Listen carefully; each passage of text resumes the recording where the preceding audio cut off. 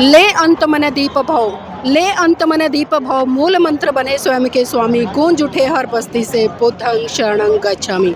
नमस्कार, आप देख रहे हैं एनवी न्यूज़ 24/7 नीलम बोध के साथ। और साथियों, आज हूँ मैं ग्रेटर नोएडा में, जहाँ पर क्या कि एक विशाल व भव्य कार्यक्रम हो रहा है। और उसी भव्य व विशाल कार्यक्रम में आज धम्पत संघ की तरफ से एक स्टॉल भी लगाया गया है, जिसमें कि लोगों को समय समय पर जो भी लोग आ रहे हैं उनको जागरूक किया जा रहा है। और किस तरह से जो धम्पत संघ है धम की ट्रेनिंग देकर लोगों को तैयार कर रहा है, क्योंकि बिना ट्रेनिंग के, बिना प्रशिक्षण के हम कोई भी काम नहीं कर सकते। मेरे साथ में तमाम लोग यहाँ पर आज जुड़े हैं, इनसे जानने का प्रयास करूंगी कि जो आज का दिन है उसका क्या महत्व है, और जो बहुजन समाज के लोग हैं या जो लोग ये कहते हैं कि हम अम्बेडकरवादी हैं, उनको आज के दिन को किस तरह से सेलिब्रेट करना चाहिए, किस तरह से मनाना चाहिए, और किस तरह से लोगों के बीच में जाकर उनके विचारों का आदान प्रदान करना चाहिए। सर, आपका स्वागत है। आपका नाम क्या है? एडवोकेट जय भीम प्रकाश आदरणीय। एडवोकेट जय भीम प्रकाश जी, जानना चाहूँगी 25 दिसंबर सन 1927 को परम पूज्य बाबा साहब ने मनुस्मृति चलाई। इससे पहले जो फर्स्ट बार ये प्रचलन में आई, जब ज़्यादातर लोगों तक ये पहुँची, तो 1794 में जो सर विलियम जोन्स थे, उन्होंने इसका संस्कृत से इंग्लिश में ट्रांसलेशन किया। और उसके बाद में जो राष्ट्रपिता ज्योतिबा फूले रहे, इन्होंने इसका खुले तौर पर 1873 में बहुत बड़े स्तर पर विरोध किया। और उसके बाद में हमने देखा कि महाराष्ट्र में परम पूज्य बाबा साहब ने 25 दिसंबर 1927 को आग के हवाले कर दिया था। तो धम्पत संघ और खासकर आप लोग इसको किस तरह से देखते हैं कि किसी भी चीज़ का दहन करना, किसी को जलाना कितना उचित है, कितना नहीं है? देखिए आदरणीय जी, परम पूज्य बाबा साहब डॉक्टर भीमराव अंबेडकर और ज्योतिबा फूले जी ने जो है मनुस्मृति का विरोध किया। और परम पूज्य बाबा साहब डॉक्टर भीमराव अंबेडकर ने 25 दिसंबर 1927 को मनुस्मृति को जलाया था। लेकिन ये बड़े दुख की बात है कि आज जो अम्बेडकरवादी हैं, जो अपने आप को अम्बेडकरवादी कहते हैं, वो मनुस्मृति को नहीं जला रहे हैं बल्कि कागज़ जला रहे हैं। यानी कि जिस कागज़ पर मनुस्मृति लिखी होती है उस कागज़ को जलाने का काम करते हैं। अब इन दोनों बातों बड़ा फ़र्क है कि मनुस्मृति को जलाना और मनुस्मृति के नाम की कागज़ को जलाना, किताब को जलाना, दोनों बड़ा फ़र्क है। क्योंकि मनुस्मृति जो है वो मन मस्तिष्क में बसी हुई है लोगों के। और मनुस्मृति अगर परम पूज्य बाबा साहब डॉक्टर भीमराव अंबेडकर जैसे महानतम विद्वान ने जलाने का कार्य किया, तो इसका मतलब ये है कि इस ग्रंथ में जो है कहीं ना कहीं समाज के लिए बहुत ख़राब बातें लिखी गई होंगी। और जब हम इसको पढ़ते हैं तो हमें इसका अध्ययन करने पर मालूम पड़ता है कि इसमें शूद्रों के लिए और स्त्रियों के लिए बहुत ही शर्मनाक बातें कही हैं, अमानवतावादी बातें इसमें लिखी हुई हैं। ऐसी बातें लिखी हैं जिसमें कि मानवता शर्मसार होती है। तो जब परम पूज्य बाबा साहब डॉक्टर भीमराव अंबेडकर और ज्योतिबा फूले जी ने इसका अध्ययन किया, तो उन्होंने जो है इसका विरोध करना शुरू कर दिया। और परम पूज्य बाबा साहब डॉक्टर भीमराव अंबेडकर ने इस मनुस्मृति को जलाया, इसलिए जलाया ताकि लोग इस बात को समझ सकें कि जो मनुस्मृति के द्वारा जो समाज में प्रचलित कानून है, नीति है, परंपराएं हैं, रीति रिवाज हैं, ये सब जो है समाज के लिए कहीं ना कहीं खतरनाक साबित हो रहे हैं। इसीलिए समाज जो है इन रीति रिवाज और परंपराओं पर चलने के कारण जो है समाज अभी तक जो है गुलाम बना हुआ है। गुलामी की मानसिकता उसके अंदर जो है बैठ गई है। तो इसीलिए ये समझना बहुत जरूरी है कि जो आज अम्बेडकरवादियों से मुझे बड़ी शिकायत है कि वो परम पूज्य बाबा साहब डॉक्टर भीमराव अंबेडकर को नहीं पढ़ते हैं। कोई जो है शूद्र बनने की तरफ जा रहा है, कोई जाटव बनने की तरफ जा रहा है, कोई चमार महासम्मेलन कर रहा है। अभी कुछ लोग कह रहे थे कि हम छोटी जाति के हैं। हाँ, मतलब कुछ भी कर रहे हैं, लेकिन परम पूज्य बाबा साहब डॉक्टर भीमराव अंबेडकर ने जो दो टूक शब्दों में जो बात कही, 1935 में कहा कि मैं हिंदू पैदा हुआ, ये मेरे बस की बात नहीं थी, लेकिन मैं हिंदू मरूंगा नहीं।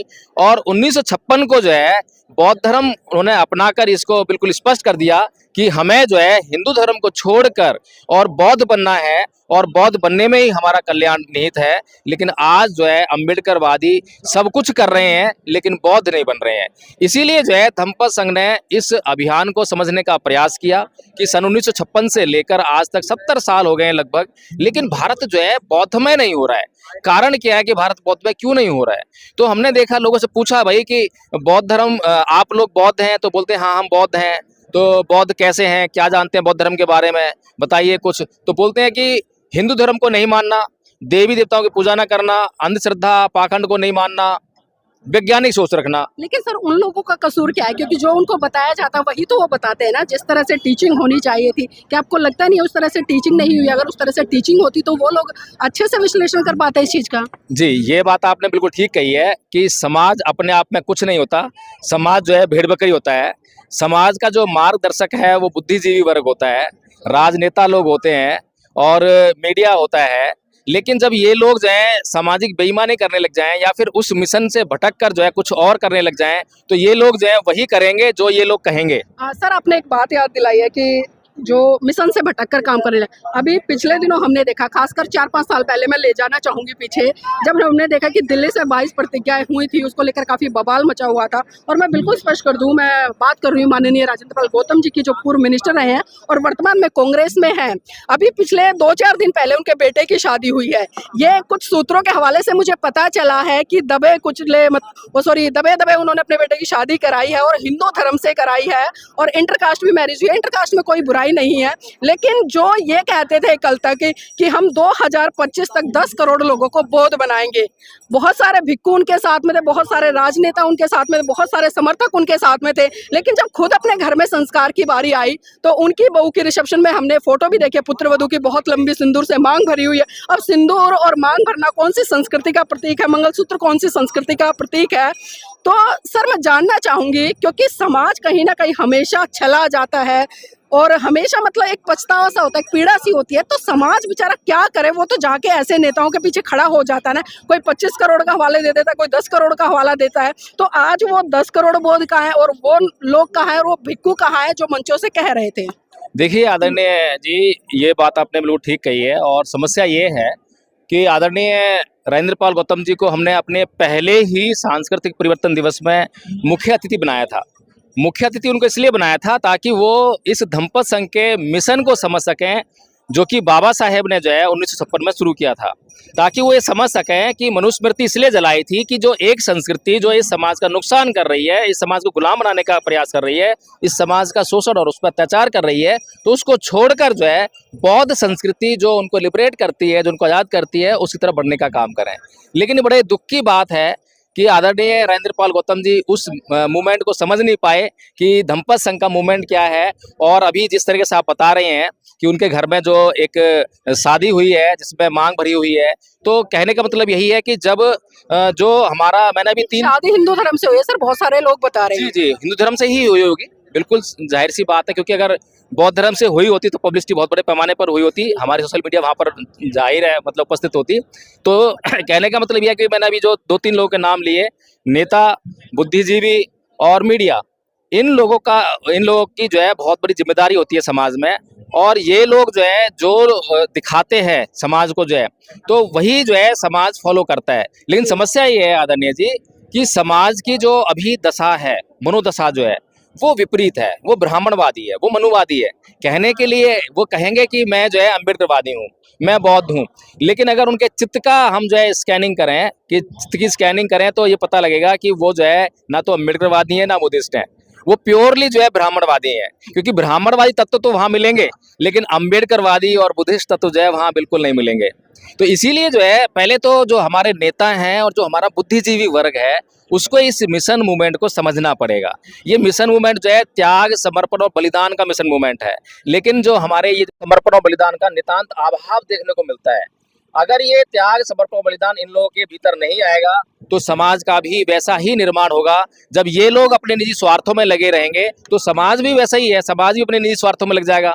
तो हमारे महापुरुषों का जो मिशन है, हमारे महापुरुषों ने जो इस मिशन को यहाँ तक लेकर आए हैं, वो बहुत बड़े त्याग और बहुत बड़े बलिदान करके जो है और समर्पित होकर अपने मिशन के प्रति जब उस कारवा को यहाँ तक लेकर आए हैं। जी बहुत बहुत धन्यवाद सर हमारे साथ जुड़ने के लिए। और इस कड़ी में हमारे साथ में और भी लोगों से भी जुड़ेंगे। सर पहले तो अपना नाम बताइए।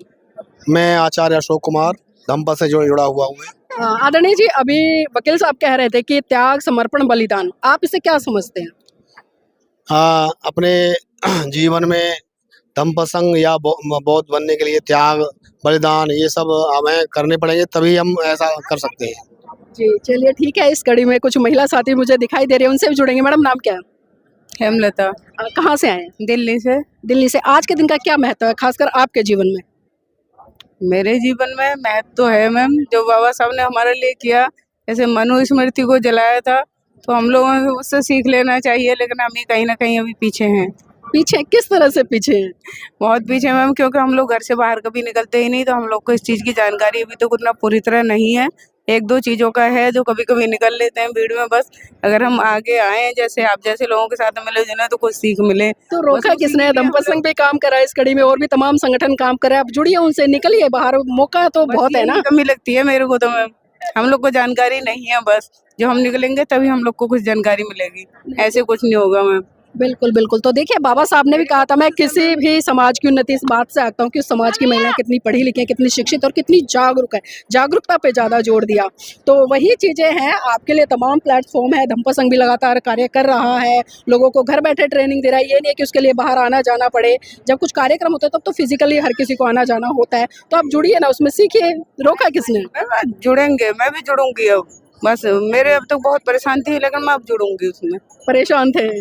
हाँ, मतलब मेरी तबीयत ठीक नहीं रहती थी तो इस चक्कर में परेशान थी, मैं ठीक हो चुकी, अब मैं जुड़ूंगी उसमें। चलिए ठीक है, आपके लिए मंगल कामनाएं हैं, आप स्वस्थ रहे, दीर्घायु रहे।